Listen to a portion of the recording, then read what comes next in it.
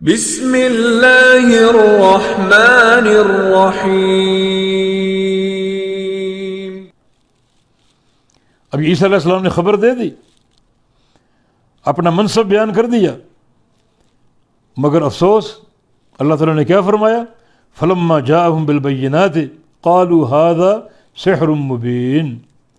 جب آ گئے عیسیٰ علیہ السلام ان کے پاس بالبینات، دلائل کے ساتھ اور معجزات کے ساتھ، تو بجائے قبول کرنے کے کیا کہا انہوں نے؟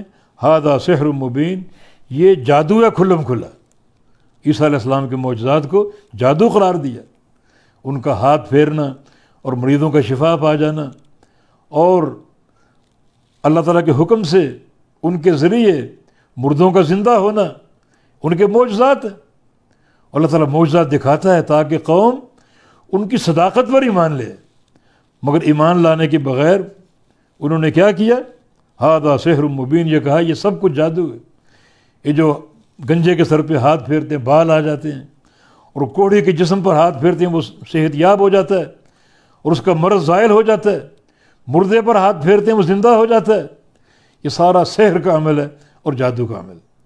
اور یہ بہت سی قوموں کا شیوا کہ انہوں نے انبیاء کی دعوت کو اور انبیاء کی جو تعلیمات ہیں اور ان کی بعثت کو محض جادو قرار دیا۔ جناب محمد مصطفیٰ علیہ السلام جو ایک معجز کلام لے کر آئے، جو آپ کا معجزہ خالدہ، قیامت تک آپ کی نبوت کا ایک علم اور ایک نشان، قرآن معجزہ خالدہ قیامت تک رہے گا، جس کی نظیر پیش کرنے سے وہ قاصر تھے۔ کوئی اس جیسی کتاب لاؤ، نہیں لا سکے، اس جیسی 10 آیتیں لے آؤ یا صورتیں نہیں لا سکے، ایک ہی آیت لے آؤ نہیں لا سکے۔ تو پھر جب تم ہر طرف سے عاجز ہو تو مان لو، نہیں مانا نہیں، بلکہ کہا یہ کلام جادو ہے۔ اور نعوذ باللہ محمد مصطفیٰ علیہ السلام ساحر اور شاعر ہیں، جادوگر اور شاعر ہیں۔ یہ قوموں کا شیوا، اللہ کی مہر دلوں پر لگ گئی۔ حقیقت یہ کہ معجزات اس لیے ہیں تاکہ تم سمجھو اور قبول کرو۔